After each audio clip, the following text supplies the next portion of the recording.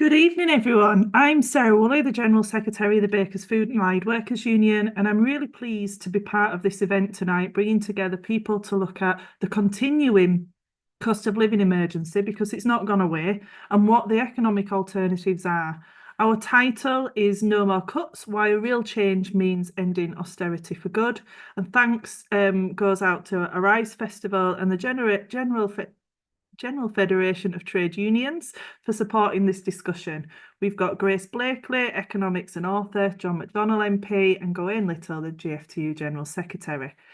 This event could not come at a more vital time. The economic outlook is bleak, even now, still for millions of people, and set to get bleaker with yet more cuts on the agenda as we approach Rachel Reeves' first budget. In the context of the winter fuel allowance cut, yet the stark reality is the cost of living emergency is deepening by the day.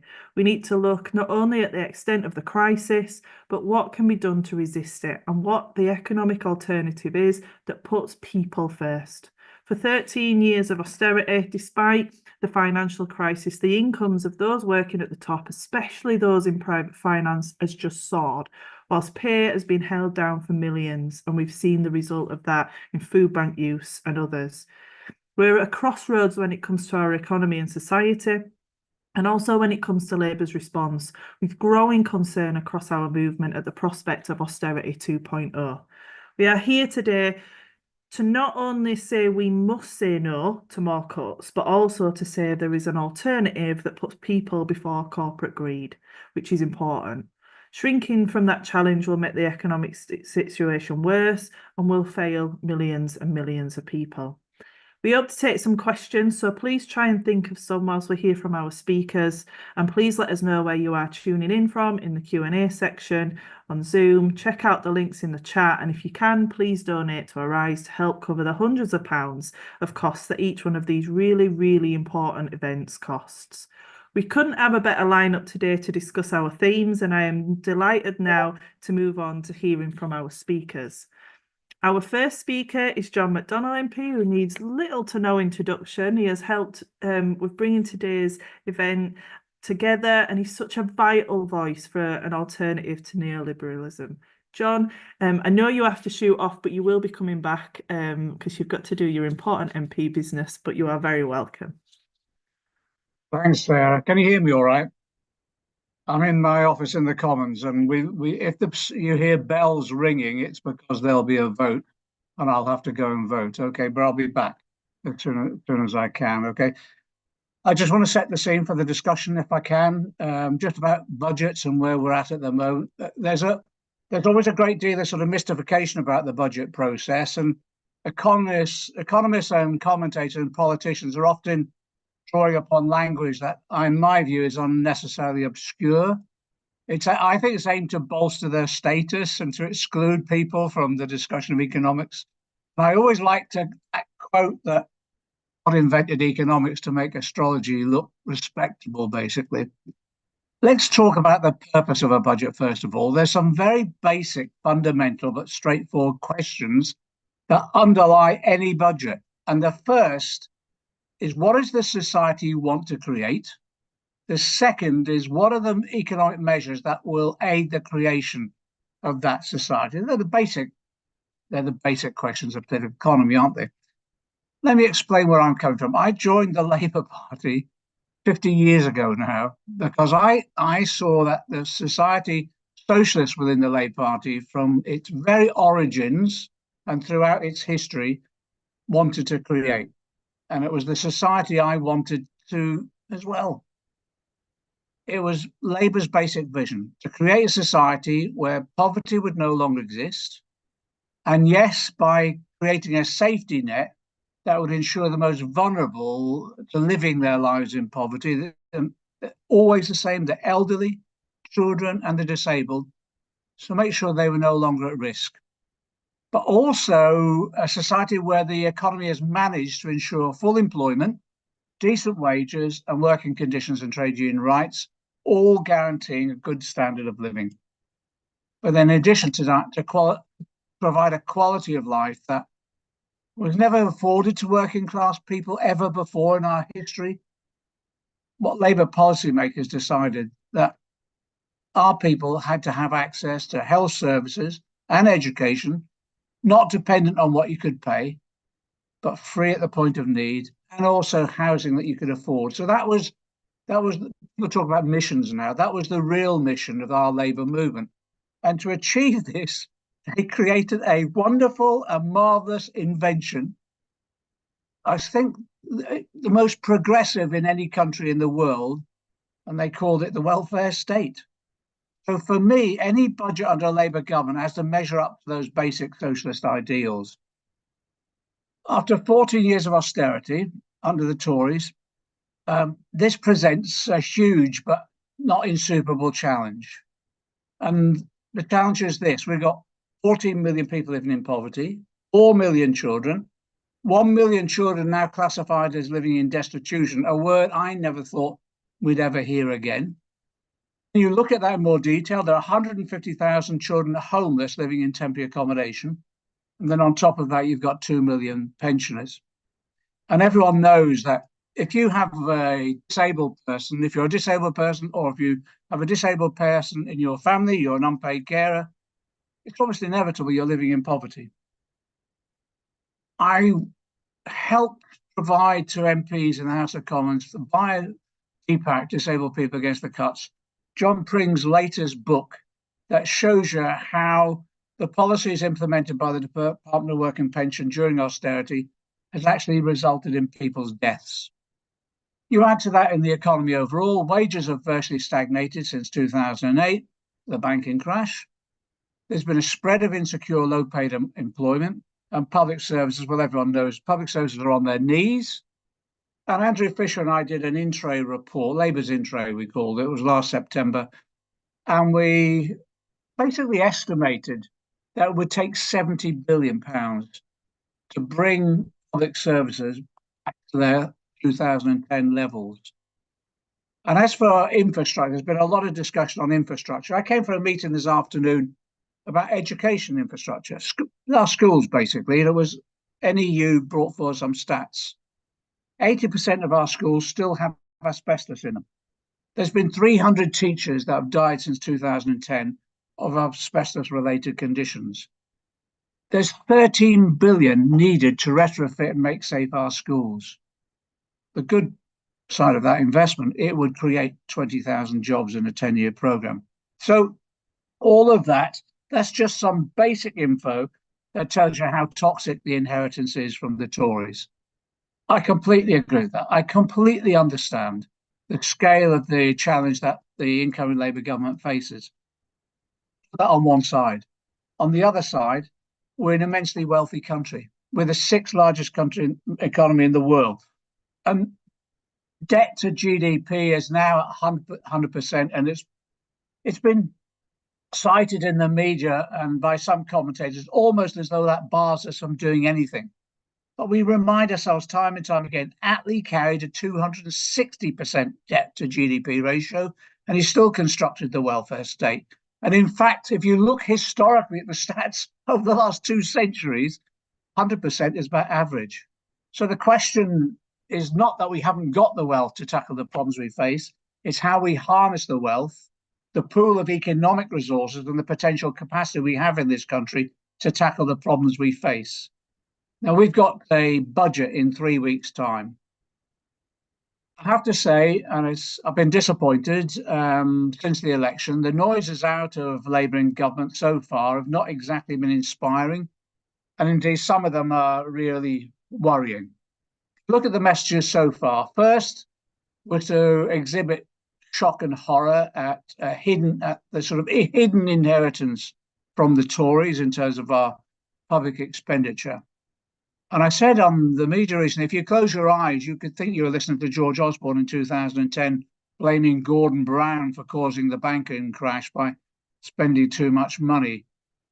Blaming your predecessor for the state of the country is no bad thing, but in all honesty, we all knew how bad things were, but no political party was straight enough to discuss this during the general election. The doom and gloom message from both Rachel Reeves and Keir Starmer, I think it's come across loud and clear, okay. But this has been followed by warnings of tough decisions and painful decisions to be expected in the budget. Under the Tories, that meant austerity was to follow. And what's extraordinary is the doom messaging has gone so far over the top that actually started to impact counterproductively on consumer confidence. Messaging has been followed, though, also with actual policy decisions ahead of the budget, and both do not augur well, as they're both austerity measures, sticking to the 2-child limit cap. And we've seen in the reports today that's resulted in another 10,000 children being forced into poverty. The means testing of the winter fuel allowance has resulted, according to Age UK, in pushing another 2 million pensioners into poverty. This flies in the face of both the statements by Rachel Reeves and Keir Starmer at Labour Party conference that we're ending austerity. And the other thing that's happened this week, which has worried me, is the repeated comments by Labour front ministers about cracking down on welfare benefit fraud. And there's echoes of Cameron, Osborne, Hammond, and even Esther McVey and all this. And although, yes, there is some fraud in the welfare system, it's a 20th of the amount lost in tax avoidance and tax evasion. So all this preamble by me leads me to the inevitable conclusion that this budget cannot be another austerity budget. It has to focus on investing, yes, by borrowing to invest, but also redistribution through a fair taxation system. To do anything else, I think, will lead to this Labour government failing to deliver the turnaround that people are hoping for and actually voted for, the change they voted for. And again, I repeat my fear that the levels of disillusionment that will set in as a result of that will serve as a recruiting sergeant for the far right. So at the moment, let's talk about how we can tackle the investment issue. The Chancellor has put herself in a bit of an arm lock by our fiscal rule of reducing debt against GDP in the 5th year, by the 5th year. The solution, this isn't just me articulating this, you'll have a range of commentators like Will Hutton, Martin Wolf from the FT, even the IMF. It's just to redefine the interpretation of debt in the fiscal rule. Redefine it to what they describe as public sector net worth. This is a rational measure that looks at borrowing as a balance sheet exercise. So you take account not just the amount you invest, but also the asset that you gain, the value you gain from that investment. Some forecasters have estimated that to provide over £60 billion worth of headroom that could be used to invest in our infrastructure. It's actually a rule that I adopted as part of Labour's fiscal rule in 2019. So it's nothing novel and it's easy to implement, and it would be backed by the Treasury. On day-to-day expenditure to tackle poverty and fund our public services, it's a straightforward matter of tax increases on the wealthiest and corporations. You cannot get away from that. There's a lengthy list of individual tax reforms that are available, ranging from taxing corporate gains at the same level as income tax, reforming inheritance tax, a financial transaction tax, introduced by extending stamp duty on certain share transactions in the city, reforming corporate welfare by cutting the ineffective business tax reliefs, raising corporation tax, restoring the bankers' levy. I could go on and on and on. There's so many measures that could be taken that would simply introduce an element of redistribution, a fair element of redistribution, to fund our public services and also to lift people out of poverty. But we do need to go further in the medium term, certainly. We should start talking now about more radical reform, land value taxation, and yes, a wealth tax on individuals. Some have suggested for those who earn more than £10 million. I think people are open for that debate. So yes, let me finish. It's a toxic inheritance from the Tories. If we're talking about renewal and rebuilding, as many have been trying to brand this budget, this will only ring true, I think, if it's radical in scale. Final point from me is this, that there's a lot of focus on the budget naturally, but equally, if not more important in some instances, to raising standards of living for working class people are the measures that have been drawn from the 2017 and 2019 manifestos that the government is now bringing forward legislation on. So the New Deal for trade union rights, as long as it's not watered down, This will be out by Thursday. We've got to ensure corporate lobbying doesn't reduce the impact it can have on raising living standards. And that's about ensuring there's sectoral collective bargaining and that we have a single worker status. The other issue is public ownership of rail. This is the first step in securing democratic control over another section of our economy by public ownership. But it needs to go further, and we need to open the debate up now about the scandal of water privatisation and use that as the next target for nationalisation. And then also, we were promised a massive insourcing to restore jobs back to the public sector and under democratic control. We need to speed the implementation of that up. So my final point is that we've got 3 weeks before this budget. We've got to mobilise as best we can to make something of this budget that will, first of all, impact upon people's lives, but politically as well, prevent any deterioration in people's confidence in the Labour Party. As we've seen as a result of the winter fuel payment and the 2-child cap decisions, our polling status has dropped dramatically, including that of the standing of Keir Starmer. This budget, if it's radical enough, could turn that political situation around. Thanks a lot, Sarah. Thanks ever so much, John. And reading through the Q&As in the chat at the minute, there is a lot of kind of people feeling down, people feeling vulnerable, disappointed in the Labour Party. So everything that you've just said is right. And people voted for change. People need change. We don't need any more austerity, do we? We don't want any more of the poorest people in society that have been attacked for over a decade being attacked any further. We do need change. There are other ways to do it. And thank you, John, for outlining some of those. Before I bring in our next speaker, Matt from Arise is just going to pop on and say a few words on behalf of the organisers. Welcome, Matt. Thank you, Sarah, and thank you, John, Gawain, and Grace, and thank you to the hundreds of you tuning in. Just a quick thing for me in terms of what Arise has coming up. We've just had a very successful number of events. People know at both the TUC Congress and Labour Party Congress, over half a dozen events in total. Some of the most militant and biggest events, I think it would be fair to say, at those events, from a left unions meeting to Palestine solidarity events and much more besides. And what I'm asking now, if you haven't done already, is please do become a friend of Arise, giving £5 a month, or donate £10 or what you can afford tonight to help Arise so we can carry on these events, but also to let you know about 2 sort of strands of work we're doing this winter and into the new year on political education online. One is that this is the start of a series of events looking at economic alternatives and austerity. Each one will be held with a different partner. Tonight is with the General Federation of Trade Unions, who people know are doing wonderful work through their Make Equality Real campaign. The next one is with the Trade Union Coordinating Group, and that will be the week after the budget, and speakers include Fran Heathcote, the PCS General Secretary, and also Richard Bergen, MP, and that will be a budget review and next steps discussion. And then separate to that strand, we're also doing some sort of more theoretical and ideas-based, if you like, political education sessions over the winter. 2 of them that particular highlights, and the links will be in the chat. First of all, we have our rescheduled day school on 40 years since the miners' strike, class war in Britain. It's got lots of good speakers, including John Trickett, MP, John Hendy, who did a lot of the legal work for the miners during the strike, and so on. That's in November. And then the week after that, November, we have our annual Engels lecture, which already over 300 people have signed up for, and that will be delivered by Michael Robertson. He'll be looking at Engels as a political economist. So we've certainly got a wide range of topics for you to get your teeth stuck into in the months ahead, but please do register them now. And as I say, if you can just give £10 or what you can afford from the link in the chat, that would be much appreciated. Thank you.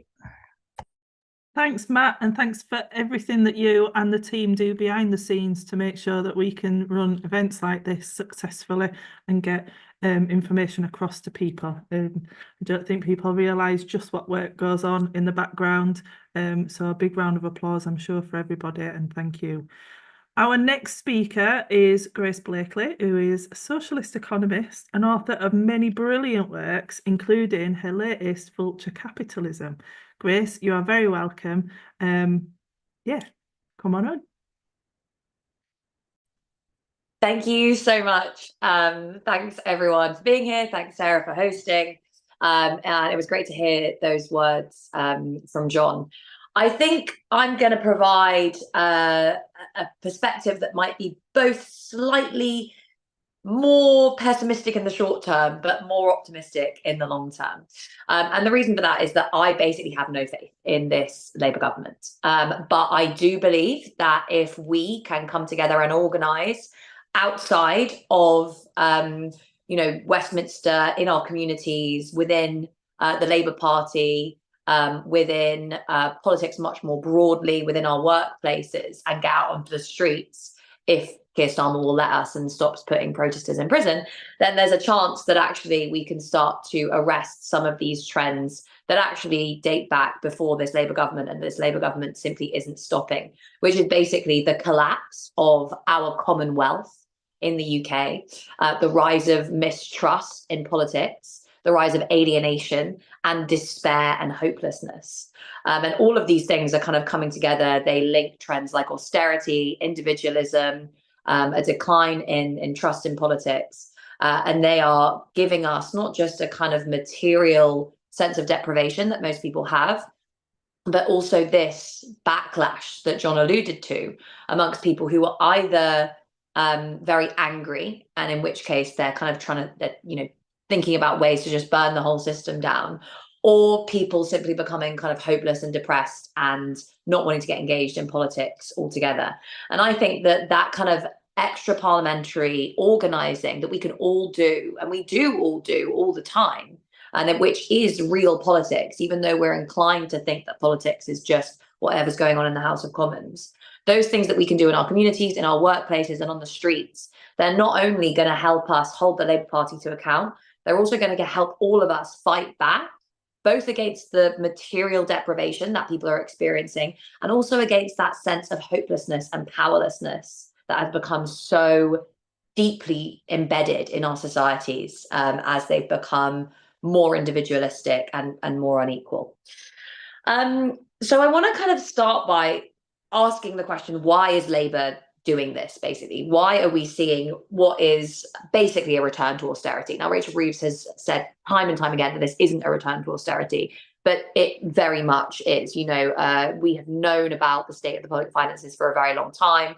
The IFS, lots of different think tanks were saying during the election that Labour has to get real, that if it's going to stick by its fiscal rule, that's going to mean deep cuts to public services. And that is, that's something that Labour knew. That's what it was reported very widely. So the idea that this black hole in the public finances has suddenly appeared out of nowhere is absolutely absurd. There was a very obvious case to be made that if Labour stuck by its spending commitments and particularly its fiscal rule, then it was going to have to make really significant cuts. So that is already in the pipeline. Then we're seeing things like the watering down of workers' rights, which has been leaked and rumoured. A lot of the tax pledges that have been kind of drip fed and leaked through the media. There's now a lot of rumours that many of those tax increases, particularly taxes on the wealthy and the rich, aren't going to go through.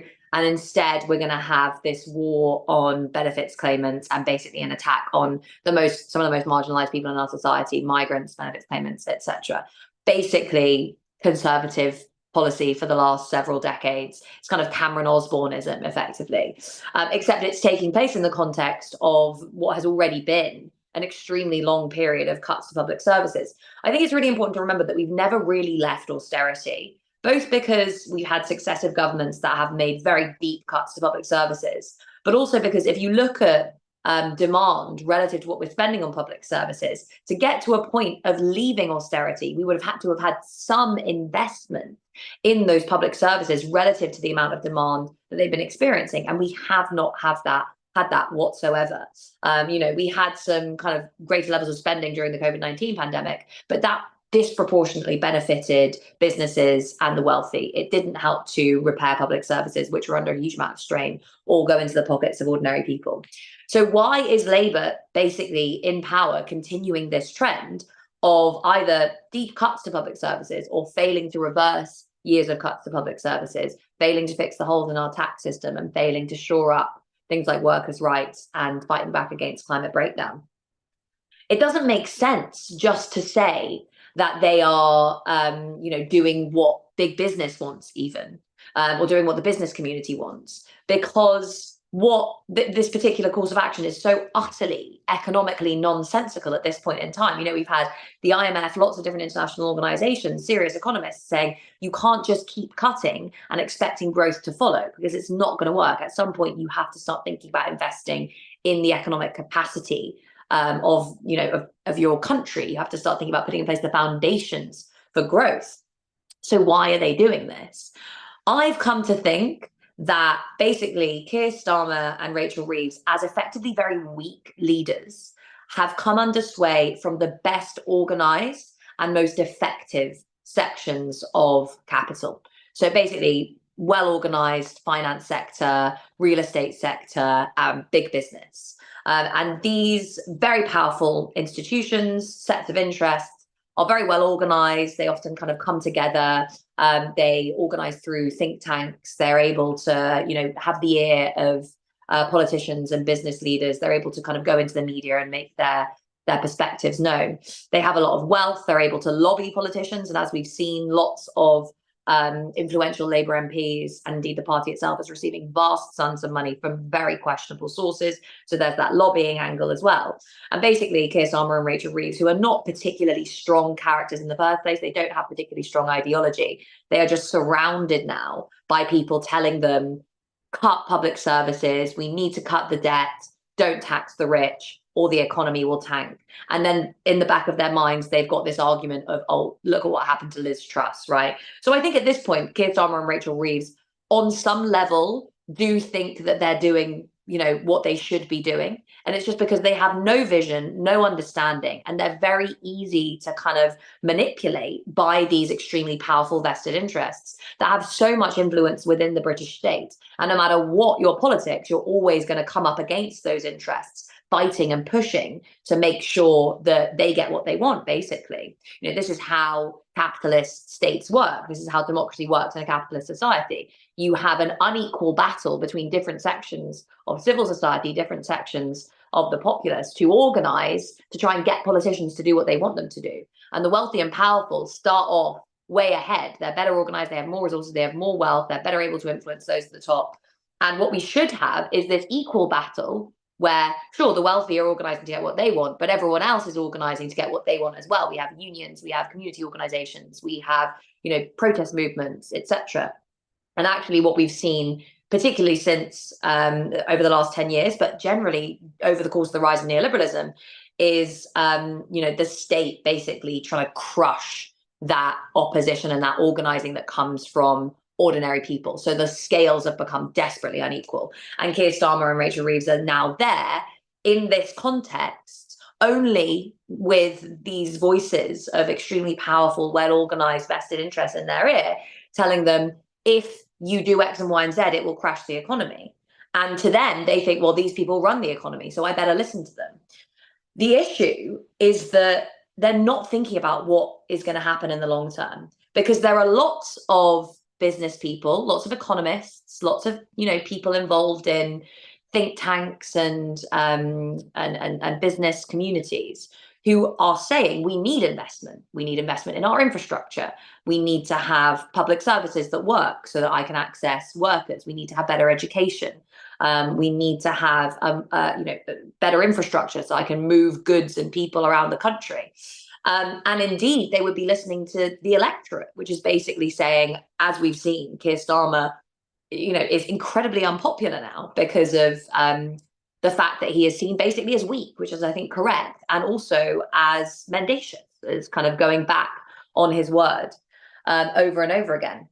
And the Labour Party is not thinking about what this is going to mean for them in the medium to long term. And by that, I mean literally what's going to happen at the next election. Because if you look at the legacy of austerity as we've had up to now, there are some pretty astonishing statistics when it comes to things like trust in politics. So trust in the British system of government is at an all-time low. 45% of people now say they never trust governments of any party to place the needs of the nation above their own interests. 60% say they almost never trust politicians of any party to tell the truth. And this has increased by about 20 percentage points since 2020. So this is a massive crisis of trust in our democracy. And underpinning that has been this really long and deep erosion of people's living standards. So, we know that poverty has been increasing for a long time now. There's a quarter of children at this point living in poverty. It's much worse in some regions of the country than others. This is creating basically a profound mental health crisis across the country. So there's been research from the Joseph Browntree Foundation that has shown that those living in kind of insecure settings, so in rented accommodation with low savings and insecure employment, are more likely to experience mental ill health, sleep loss, depression, feelings of worthlessness. We've had a significant increase in what sociologists have called deaths of despair. So this is people who have basically come to the end of their tether. They feel deeply and profoundly worthless. They feel like, there's nothing they can do to make their lives better. And this has been particularly clear in the regions and in the north of the country, where, again, this long decline of investment, this long erosion of public services has left people in a horrendous position when it comes to both economics and also their mental health. So there are at least 46,000 deaths of despair in the UK over 2020. That's equivalent to 42 deaths per day, literally from this issue of despair. And twice as many people lost their lives due to deaths of despair in the north of England as compared to London. All of this is underpinned by the collapse that we've seen in our public services and the collapse of our Commonwealth. So we've got 42% of patients waiting more than 4 hours in A&E, 1.5 million people waiting more than 12 hours last year in A&E. The proportion of cancer patients waiting more than 62 days for treatment, waiting less than 62 days for treatment, is down to 65%. And many people are now waiting more than 90 minutes for an ambulance when the target is 18 minutes. But that's just the kind of top level crisis in the NHS. What is feeding into that NHS crisis and also spilling over from it is a crisis afflicting all of our public and social services, many of which attend to some of the most vulnerable people in society. So take children's social care, for example. Children's social care is funded by local authorities. Local authorities have had their budget slashed. Demand for these services has also gone up. So there's many more children being put into care, often because their families can't afford to take care of them, or because their families are suffering from deep and profound mental ill health, as we've just seen, partly driven by this societal crisis. So that has led to a number of really significant safeguarding failures in the children's social care system. What happens to vulnerable children when they don't receive the care that they need when they're young? They end up on the streets, they end up with severe mental health issues. Many of them end up in the criminal justice system. So it creates more demand on our public services down the line. We're seeing that now, a crisis of our criminal justice system, a crisis of prisons, where conditions are becoming absolutely appalling, and where there just simply isn't enough space. Politicians coming in saying that they want to, deal with these issues of law and order, as though the only way to do that is to shove more and more people in prison, whilst also failing to account for the fact that there is this decades-long dearth of investment in our infrastructure, which means you're funneling more people into more and more crowded prisons, where basically they have no hope of rehabilitation and end up coming out and just doing the same things over and over again. Then there's adult social care. We have this aging population. We have not just that, but many more people living with disability. That's partly the legacy of COVID, but it's also, again, mental ill health, driven by this profoundly sick society that we have. And schools as well. This is, in some ways, some of the most important social infrastructure that we have.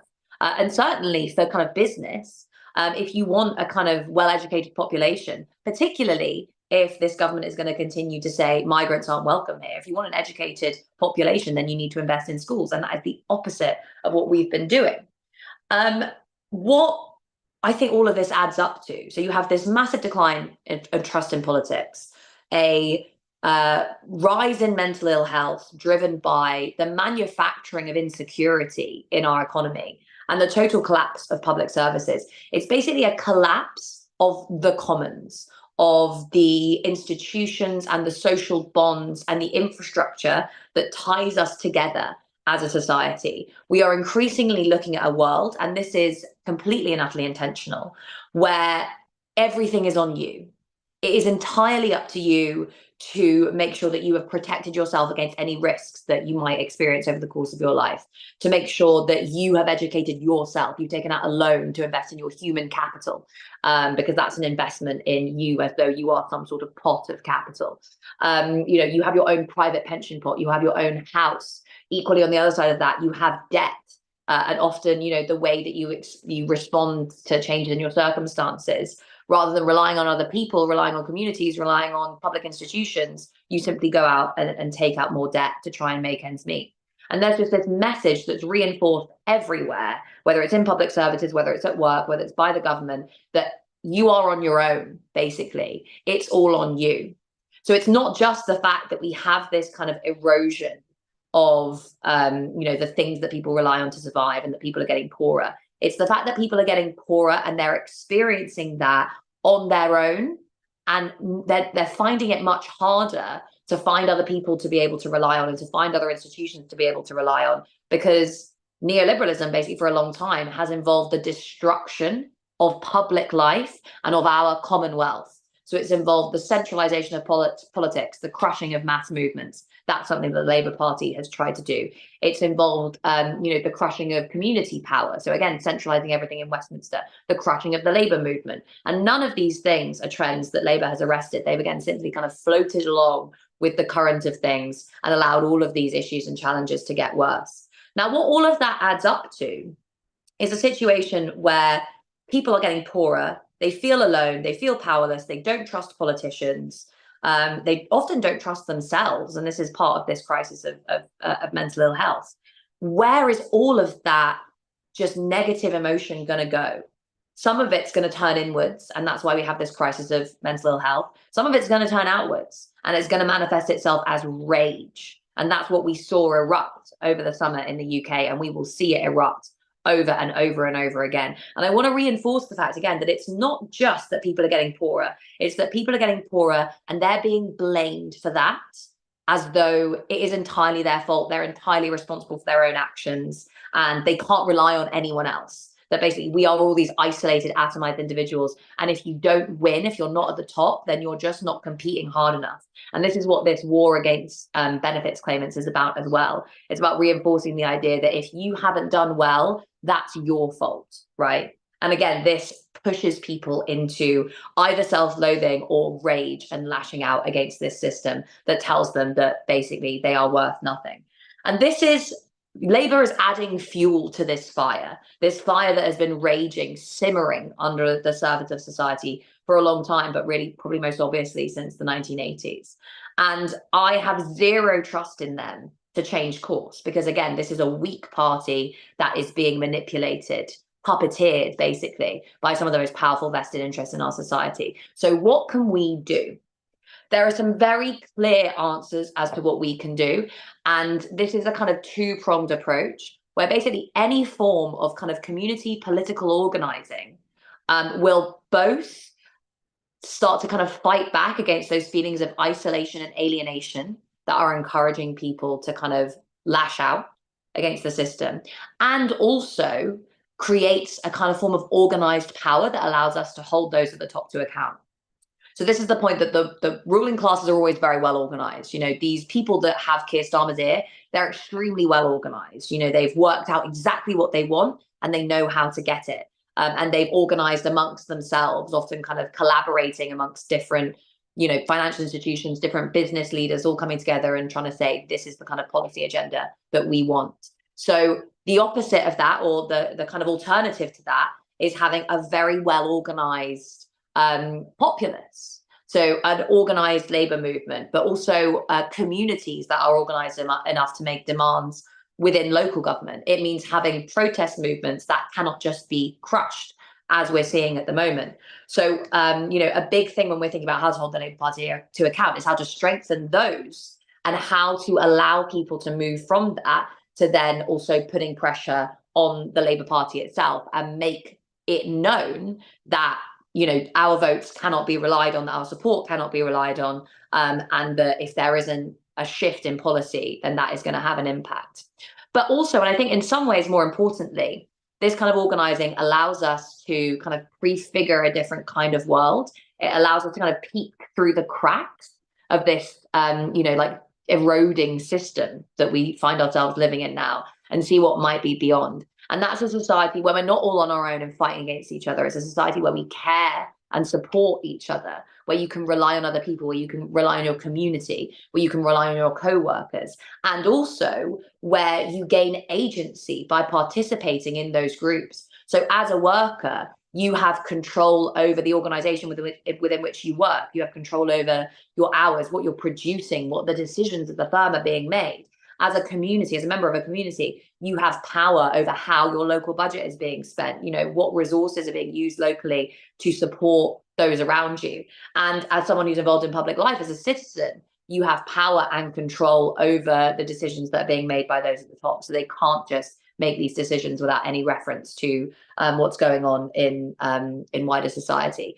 And to build all of that, we have to start with these mechanisms, of building power from the ground up. Now, I look at a lot of really great examples of this in my book, but there's great examples of kind of community organizing that I think we can look at. There's great examples of worker organizing, of protest movements, of environmental movements, peace movements, divestment movements, for example, that provide inspiration as to what we can do right now instead of feeling hopeless, because it's not irrational in the context that we're in. If you're just looking at party politics as a way of fixing these things, it's not irrational to feel hopeless, right? Hope is something that we have to build, and we have to build it by really not just like looking at politicians to solve our problems for us, but actually by putting our hope and our trust in each other. So, I had this example in the book of this small town in Wales called Blaenau Festiniog, where there'd been very high rates of fuel poverty. It was kind of one of these left behind places that lots of people were thinking, right, how do we solve this? How do we fix this problem? And instead of it being fixed from the outside, a bunch of local people came together, set up a load of community enterprises.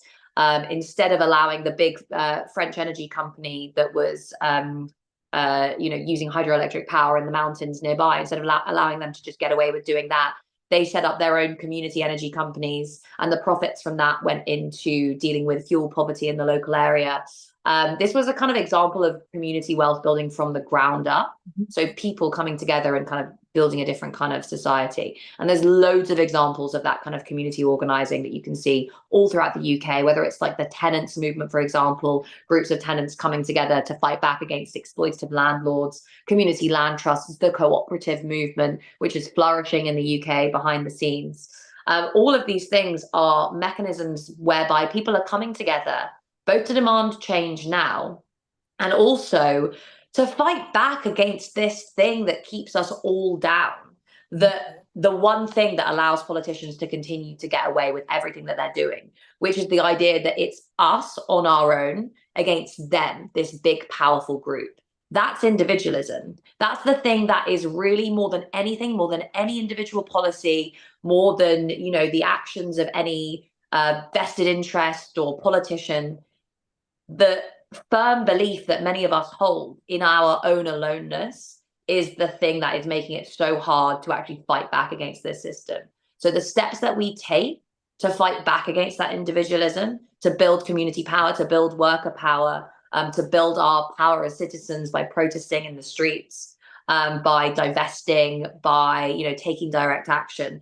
All of these things, they don't just say to politicians, you better listen to us. They show us and everyone around us that we are not alone, that we all want the same things, and that we aren't going to carry on putting up with successive governments that are basically trying to erode the fabric of our society and undermine people's trust in themselves and in each other, which at the end of the day is what socialism is all about. Thank you ever so much for that, Grace. We could have listened to you for the full kind of session. Lots there for us to think about and pack away. And what I was thinking of when you were talking about individualism is Thatcher's legacy. We are kind of living now, aren't we? Just it's there, here, it's right in our faces, and we've definitely got to be looking at how we work together to change that. I'm conscious of time. We've got one more speaker, and I do want to give our speakers the opportunity to respond to a couple of questions. So if the audience would bear with us, we might just run over by about 5 minutes. There's over 300 of you, which is pretty fantastic, though, from all over the UK. But I will move swiftly on to our last, but by no means least, speaker, Gawain Little, the General Secretary of the General Federation of Trade Unions, who is running this vital Make Equality Real campaign against continued austerity, which covers some of the aspects that we've already heard of tonight. But Gawain, you are very welcome.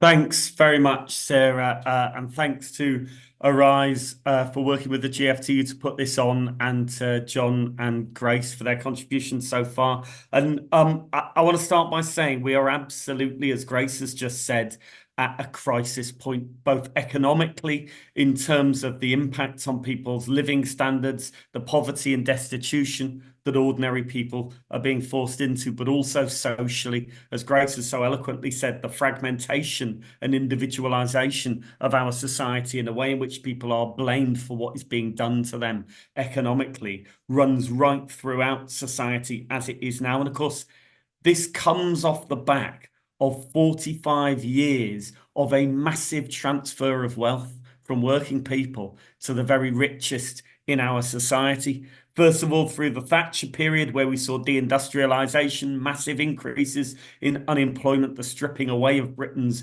productive economy and reorienting towards financial services.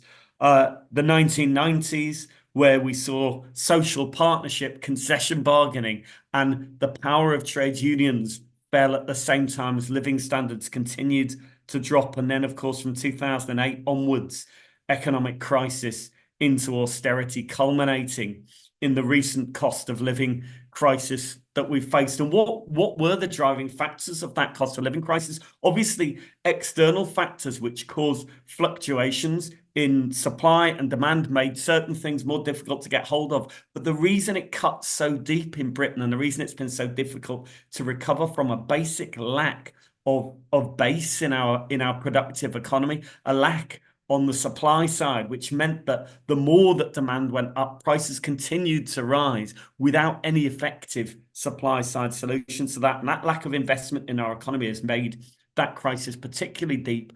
And as we've seen prices rise, of course, what happens if wages are held down and prices rise? Working people get poorer at the same time as profits increase and increase. And we've seen plenty of people get very rich off that so-called cost of living crisis. What are the solutions in that context? Well, in the immediate, the control of prices through price caps, through rent caps, etc.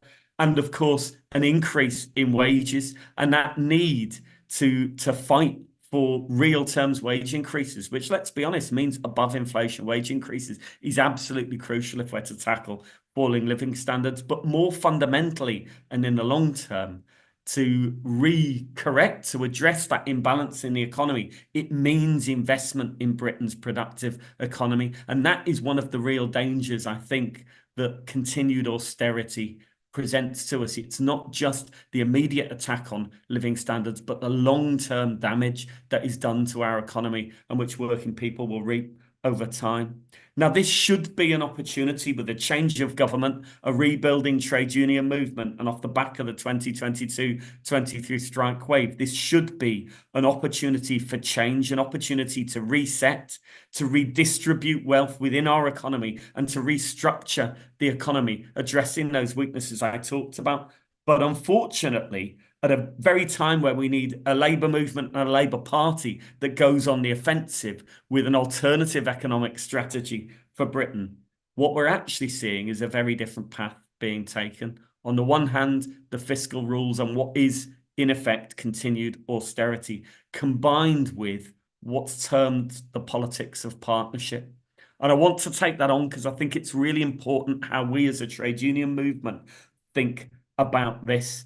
The reality is that the politics of partnership, so-called, has not served our movement well at all. Whether it was in the 1970s under the social contract, which saw a massive fall in living standards leading to the winter of discontent and the election of the Thatcher government, or whether it was in the 1990s, where trade unions continued to shrink, lost power, and material conditions for working people got worse under social partnership. Why? Because the reality is that unless we recognise the need to reverse that shift of wealth, to go on the offensive, we are simply tied into a partnership in which we have little, if any, power. I think John Kelly put this particularly well in 1996, where he remarked that it's difficult, if not impossible, for unions to achieve partnership with a party that would prefer that you didn't exist. But even if they did want genuine partnership, why would we settle for partnership after 45 years of wealth being transferred to the richest in our society? Why are we not going on the offensive to rebuild our economy, to take those bold measures that are needed in terms of the taxes? John talked about land tax, corporation gains tax, a wealth tax, to reinvest in our economy. And of course, to create that space and that context in which we can win above inflation pay rises that start to reset pay and create a fairer economy for working people. But the reality is, we know that this vision isn't going to come from Parliament at the moment. That's simply true from everything we've seen. And obviously, we wait to see what's in the budget that's forthcoming. But without pressure from working people organised in workplaces and communities, we are not going to see that shift, I don't believe. So we need a movement that's big enough to stand on its own 2 feet, to speak for itself and to push back collectively. And that's one of the reasons why the content of the employment bill that John referred to earlier matters so much. Repeal of minimum service levels legislation, repeal of the undemocratic thresholds in the 2016 Trade Union Act, the right for trade unions to access workers in the workplace and workers to access trade unions to protect them, the right to electronic and workplace balloting, and of course the introduction of sectoral collective bargaining are absolutely key to resetting the power balance in the economy, which allows us to fight for a better deal for working people. If any of that fails to materialise, there must be no peace from the trade union movement until it does. Too many lost promises. But of course, this has to be a first step to removing all of those other anti-union laws, the anti-union laws introduced under the Thatcher governments. We need to win back the right to secondary picketing and solidarity action. The reality is, as Grace has said, the fragmentation of our society is about telling us that it's not possible to stand up for each other, to stand together collectively, that we're all individuals, have to face this alone on our own basis. The reality is, if my neighbours, if people in my community are being attacked in their workplace, why shouldn't I have the right to take action through my trade union to defend them, through solidarity action, through secondary picketing, the right to political action? If children are going hungry, if schools and hospitals are underfunded, why do we not have the right as working people to fight back and to use industrial action in that fight back? And of course, the right for trade unions to govern themselves, the largest democratic organisations in British society, to govern themselves free of interference from the state or from anyone else. But none of this matters at all if there isn't a trade union movement capable of exercising those rights. And so I think in tackling the austerity that Grace has talked about, in making the political change that John has talked about, we need to ensure we have a movement that's up to the challenge. And that means mass engagement. We have a job to do as a trade union movement ourselves, looking back to our workplaces, looking back to our organising to make sure that all of our members are engaged in rebuilding unions as what Martin Smith calls a permanent campaign for social justice in the workplace. And that workplace bit is crucial. The rebuilding of the trade union movement has to focus back on building collectives of workers in the workplace and in the communities. That's the point of trade unionism, not all of the other parts that go with it, not the general secretaries, the national executive committees or anything else, but those collectives of workers organised in their workplaces and communities and empowering them to change their own lives, the context in which they live. It also means taking up the political and economic questions. And it's one of the reasons I'm so pleased that we're having this discussion today, because we need a thorough discussion, not just amongst the leaderships of unions, not just amongst politicians, but at every level in our trade union movement about what the political and economic causes are of what we're experiencing in our day-to-day lives. We need workers up and down the country to be politically engaged and to understand the economic basis on which they've seen their living standards drop. And we need to invest directly in challenging what Gramsci would have called the common sense view of society, that there is no alternative to neoliberalism, that we simply have to look for partnership as the only way forward, to challenge those with the idea that actually a strong movement built collectively in the interests of the vast majority of the population has the right to make and the power to win the demands that advance its interests. And the final point that I'll make on this is none of that is possible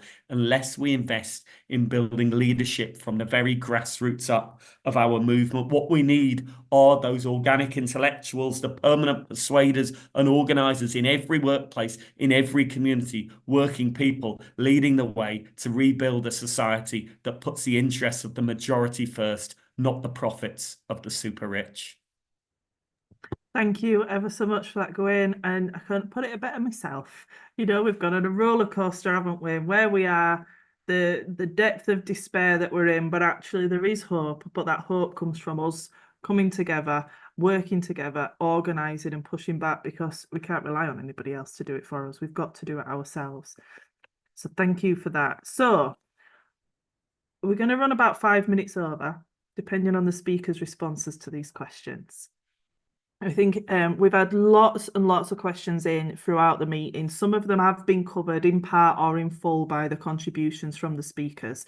So we've got 3 specific ones, and if you could pick one to come back on, we've got 3 specific questions and then a more general one. So if you could pick one to come back on, that would be grand, please. So Erica on Zoom is a 68-year-old disabled NHS pensioner, long-time Labour activist, I put my teeth in, and Labour Party disability officer. I am happy for my winter fuel payment to go towards public sector and NHS pay rises for younger people. Am I wrong? So that's question 1. Morgan on Zoom is going for fastest GDP growth in the G7 compatible with environmental considerations? And Stephen on Zoom, many of the early PFI deals are due to end in the next few years. How do we ensure that assets are handed over to the public, NHS, etc., in accordance with the contracts and that we are not ripped off against? Good question. And then a more general one that you could possibly touch on as well. Patsy on Zoom says, do you think that we can adequately influence the situation prior to the budget to begin to turn around the diabolical impact of austerity on so many people for so many years, and particularly since 2008?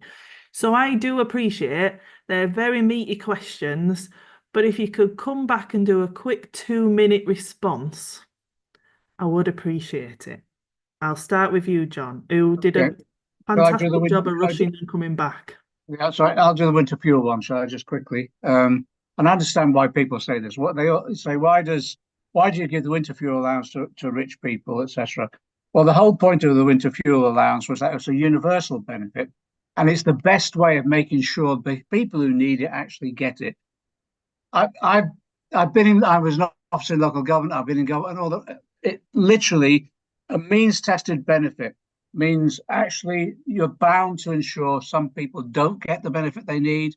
And it usually costs about 12 times as much to administer as well. Yeah. So our argument over the winter fuel allowance was that actually, if you're worried about it going to rich people, include it in the pension and just tax it. You know, you can just tax it in a way, therefore it redistributes it effectively. What's happened now is that because they've introduced this means testing, the Age UK, we had a meeting with them today. Their figures are saying there's possibly 2 million pensioners now pushed into poverty as a result of this. I meet in my constituency and I get stopped in the street. I go to work on the bus. I get stopped on the bus, have a chat, and also in the street over the last few weeks on this, where I've got a lot of people who, for example, Heathrow's in my constituency. They've worked at Heathrow. They've got a bit of a pension. A lot of them, actually, the hardest hit are women because they haven't worked long enough to secure big pensions. They've got a little pension, pushes them over the edge. They lose the benefit because they can't claim pension credit. And as a result of that, these are people that will live in poverty. And they will, I tell you, as night follows day, a number of them either will not turn on their heating or will be choosing between heating and eating. when Gordon Brown introduced the winter fuel allowance, it was because we hadn't won the argument about the restoration of link with earnings, that Thatcher cut. We've won that argument now on the triple lot. But he introduced it, and when he introduced it, literally, we had about 40,000 people with excess deaths every winter. Literally, the next winter, that dropped by half. So it had its effect. And my worry is, I'm praying that there isn't a cold winter. Because if there is a cold winter, we'll have a large number of people in hospital because of respiratory conditions, etc., because they haven't had the money to turn on their heating. And in addition to that, I'm tragically, I think we'll have more excess deaths as well. So that's why, even if they'd introduced a taper to losing the benefit on pension credit, it would have been something, but they never offered us any form of amelioration. I think the campaign that's been waged by the Pensioners Convention and the trade unions, and Sarah's part of this, I think it is putting pressure on the government by the budget to do something about the winter fuel. We'll push them on that. And I also think the campaign around child poverty is also going to push them back on the 2-child limit in due course. Well, we just got to, it's exactly what Grace and Gawain have been saying. We just have to mobilise at the grassroots level to create a climate of opinion that not even a government can ignore like this. Thanks, John. Grace, did you want to come back on one of the questions? Yeah, so yeah, I agree with everything that John just said. And I guess I can talk about the PFI one because this is going to be such a big issue.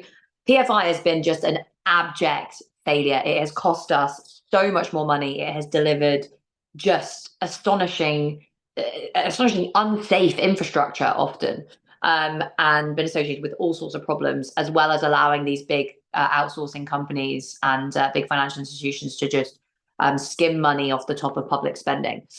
So it's been basically corrupt, it hasn't worked, and it's been more expensive than if public money had been used. And we're going to start seeing much more of this because of the fact that Rachel Reeves and Keir Starmer have bought into this austerity ideology, which says that the public finances need to be kept within certain limits. Basically, the public debt needs to be kept within certain limits. And again, this is very much a narrative that is pushed by people in the city, people who spend a lot of time looking at financial markets.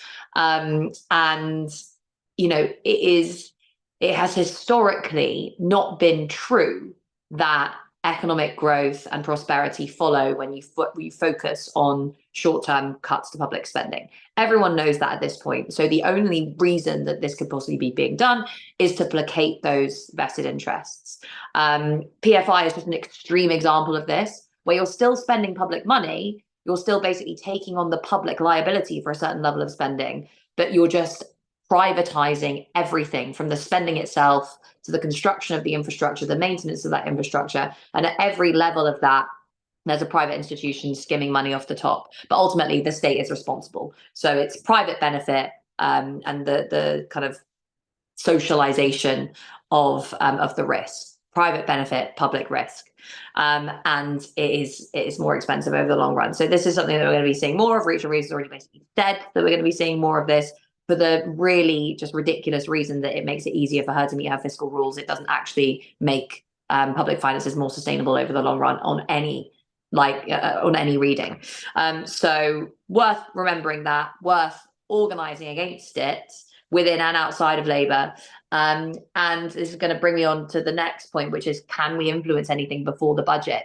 Yes, absolutely. So there's loads and loads of ways that we can all influence things, whether that is, you know, turning up to any protests that are happening, and there are already lots taking place, whether it is, you know, on a personal level, writing to your MP, or whether it's something much like broader that you can get involved with in your community. You know, if you are in work at the moment, are you in a union? Are you active in that union? Are you pushing that union to use its power over the Labour Party? Because there are a lot of bigger unions that do still have some influence in Labour, but they're not using it effectively enough. So how can we as union members push for that to be happening? You know, there is always so much that's going on in local communities as well that allows people, to kind of start making a difference, but also to put pressure on local politicians and MPs, because they have to look at what's going on in their local area. And if we all start to disobey and to make a fuss, then these people notice. The question is, can we make as big of a fuss that makes as much of an inconvenience as the fuss that is made by big financial institutions when they're threatened with policies that don't meet their interests? And that's a long-term project. Thanks, Grace. Gawain?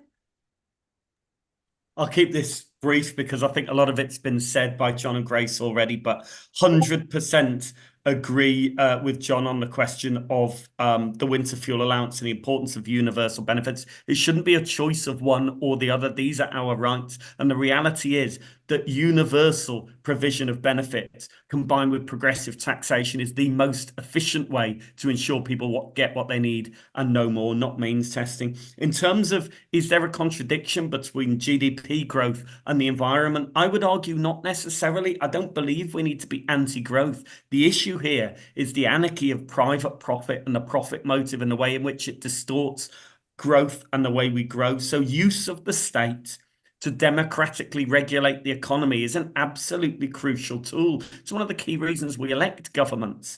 They're just regulating it in the wrong interests at the moment. Don't imagine they're not getting involved. The reality is that an industrial strategy and planned investment can ensure growth with environmental protections to reverse the climate crisis. But on those last two questions about the ability to challenge PFI contracts as they're up and the influence we can have before the election, I think it comes back to what we've all been saying throughout the meeting. It's about the movement we build, the strength and power of that movement. There will be those in Parliament who agree with us and support us. John's presence here is evidence enough of that. There will be many in Parliament who may not agree with us now, but there'll be none who won't be persuaded by the power of organised working people when we come together and when we're strong enough. So it's about building that movement. Get involved in your trade union if you're not already involved. Raise these issues. Join our Make Equality Real campaign call. The link's in the chat there on the 23rd of October to help us build that movement to fight against austerity. And let's build a movement that can really take on and influence national politics and the direction our economy goes in the future. We have the power if we do it collectively. Brilliant. What a way to end the meeting. Many thanks to everybody for coming along. For those of you that have stuck it out, despite us being slightly over, it's been brilliant that you have. Thank you to all our speakers and to the Arise volunteers. Please do donate to Arise and also consider becoming a friend of Arise with a regular donation, and also keep an eye out for more events in this important series on economics and the fight back that are coming up. Our key message from today is that we will keep fighting, we have to keep fighting, and we need to keep putting forward the socialist solutions to the crisis that we need. Let's do it together. Organise, mobilise, agitate, and if needs be, let's go protest. Thanks ever so much. Good night.